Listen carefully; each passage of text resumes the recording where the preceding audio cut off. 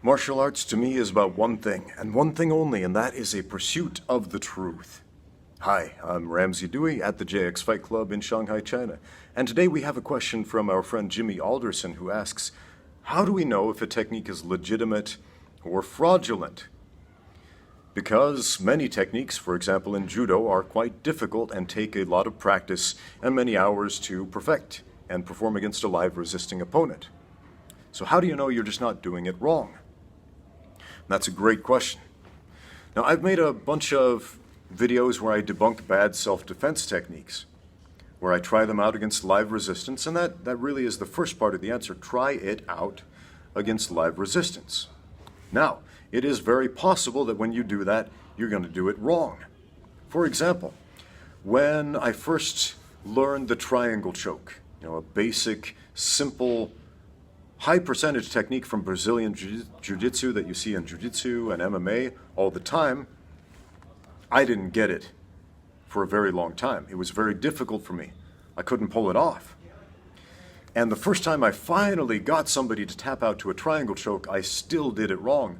I just squeezed and squeezed and squeezed so hard with my legs that my abductors just about gave out, but my opponent was really tired and he was already hyperventilating, and so he tapped out. And afterward I thought, man, that has to be the least efficient technique ever, because I can't even stand up. My legs feel like jello. That sucks. Because good technique is an efficient use of strength and power. Bad technique is an inefficient use of strength and power. But I later learned, hey, there's more to the triangle choke than I thought. I was doing it wrong. If I fix this and this and this and this, then it works really well. And today, it's one of my highest percentage submissions, and I love it, and I use it all the time. Now, the answer to this question is going to depend on whether we're talking about a combat sport or self-defense. In a combat sport, it's pretty simple, because we can see whether or not it's worked in the sport. Has anybody used it in the UFC, and how often? How high percentage is it? Has anybody used it in the Olympics or whatever competition venue your combat sport is in? Can your instructor do it? Can people at your gym do it? Do you have faith that you yourself will be able to do it? Now, not all techniques that work have been showcased in fights, in professional fights or high-profile fights, and not all techniques that we have seen in the UFC are high percentage. The highest percentage submission, for example, is the rear naked choke. That makes up roughly 50% of all submission techniques. After that, the guillotine choke is like 20%. And then we've got the triangle choke, arm bars, shoulder locks, Americana, Kimura, and everything after that is fairly low percentage. And then when we get to things like the flying loco plata, that's like so tiny and slim, I don't think anybody's pulled off one of those in the UFC yet. Now, self-defense, on the other hand, that's a different story, because, well, self-defense is not necessarily something that we can anticipate and train for. I had a student the other day come to me, and he said, you know that thing they always teach in self-defense videos where somebody grabs you by the throat like this? And I'm like, yeah. And he said, well, I was in a situation couple months back where somebody had my throat like that, a big guy had my throat like that, except he was pushing me down over a ledge where I was kind of in a half-seating position and I didn't have any leverage to move or do anything. So what would I do there? And I was like, I don't know. Because we don't really have any surface in the gym that emulates that kind of area. And how would you even anticipate that you would be attacked in that specific circumstance? Who knows? So self-defense is a little more iffy, but I'm going to give you a few simple parameters. 1, it should be testable. 2, it should be demonstrable. 3, it should be simple. Now, there are a lot of self-defense gurus out there who say our technique is too dangerous because we do eye gouging and biting and death moves and whatnot. No, you don't. You fantasize about biting and eye gouging and death moves. There's a great book you should read. It's called On Killing by Dave Grossman. It's about wartime fatalities and killing in general and the psychology of killing. Now imagine for a moment sticking your thumbs into somebody's eye sockets and piercing the eyes and going all the way down deep. I mean, that could potentially kill a person, and it's very simple. It's mechanically very simple. But guess what? Chances are, statistically speaking, you are not ever going to do that. You are not ever going to gouge somebody's eyes out unless you are a special kind of psychopath. One of the most common weapons in modern warfare from the Revolutionary War up past World War II was the bayonet, a long blade attached to a rifle or a musket. And in theory, it's a very effective killing tool. But in practice, very, very few people were ever killed with a bayonet. Why? Because humans have a strong natural aversion to sticking sharp, pointy things into other people. Again, unless you're a special kind of psychopath, you're going to have a very hard time killing and maiming and pulling off death moves on people, or even biting, even if they are trying to kill you. It's a fascinating story from the American Civil War where there were these two battalions on opposite sides of the war, and they came out into a clearing. They were both holding their muskets with the bayonets, and they were loaded and everything, and all of the soldiers dropped their weapons, picked up rocks, and started throwing them at each other. And that sounds totally absurd, doesn't it? Wouldn't it be more effective just to pick up your gun and shoot, or take that bayonet and skewer them? Yeah, it would. But, again, people don't like killing each other. Your psychology, your mind, your body simply will not allow it. So let's be real for a minute with self-defense. Is it demonstrable? Can you actually test it in the gym? Because if you can't test it in the gym, there is no way you're going to pull it off when push comes to shove. Next, keep it simple.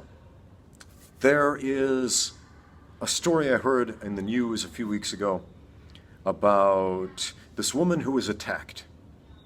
And she was out running, she ran regularly, and a guy started stalking her running path. And he hid out in one of the public restrooms where he knew she would stop. He hid in the stall, he jumped out of the stall, jumped on her, tackled her, started to attack her. Now, this woman, a week or two previously, had attended a self-defense seminar where they taught a bunch of stuff, but she remembered only one thing, and that was the instructor saying, hard weapons against soft targets, soft weapons against hard targets.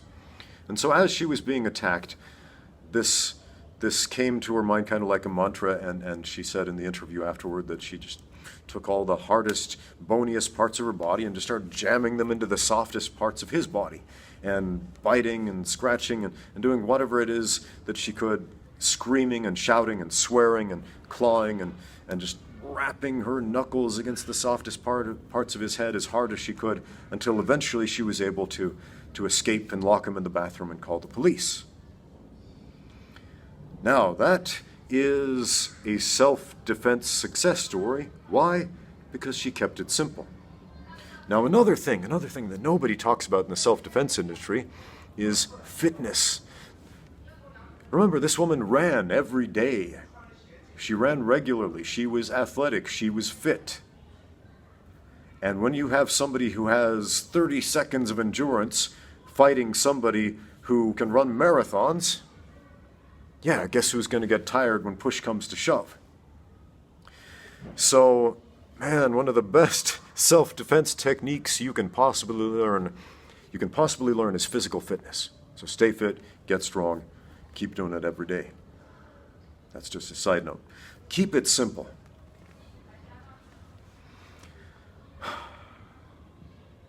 So, to recap, as far as combat sports goes, have you seen it?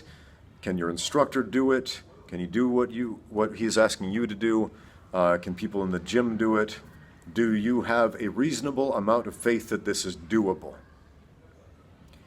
And as far as self-defense goes, is it simple enough that an untrained, unathletic, smaller, weaker person could conceivably pull it off against somebody who is larger and stronger, possibly armed or with multiple opponents, or whatever the scenario might be?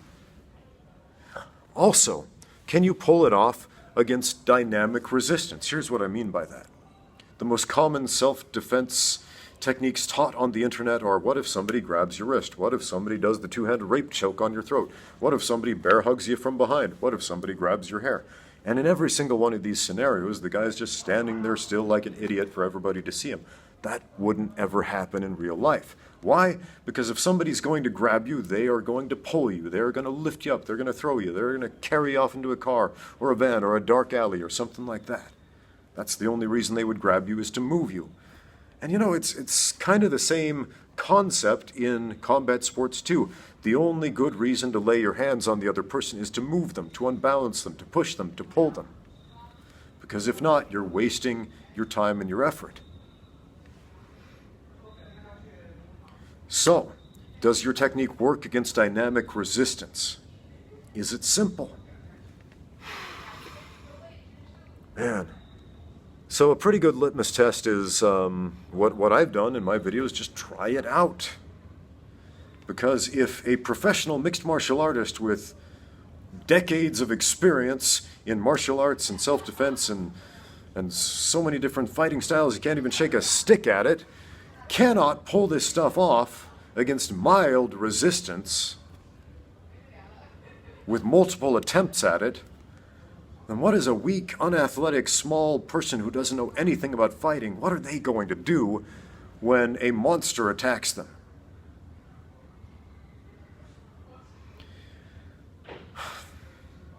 I've got a friend here on YouTube who runs a great channel. It's called Reality Check Self-Defense, and all he does is he tries out self-defense techniques to show you whether or not they work against resistance. And you know, this guy, he's not a big guy, not a super strong guy, but you know, he seems to be a reasonably competent, able-bodied person. And a lot of this stuff, even against mild resistance, just gets shut down very quickly. Again, go check his channel out, Reality Check Self-Defense. Some of his videos are just absolutely hilarious. And there's one video in particular where he was testing out this technique where you're supposed to be able to kick a knife out of somebody's hand. And it's hilarious because he tries again and again and again, like 30 times, and it's just not happening. Now, I imagine if there was an expert martial artist out there who was an amazing kicker who dedicated thousands of hours to the art of kicking knives out of people's hands, maybe he could pull it off. Probably not, but maybe. It's within the realm of possibility. But to say, oh yeah, my friend at Reality Check Self-Defense, he's just not doing it right, that's kind of absurd. Somebody comes at you with a knife, run away. Don't try to kick it out of their hands, man.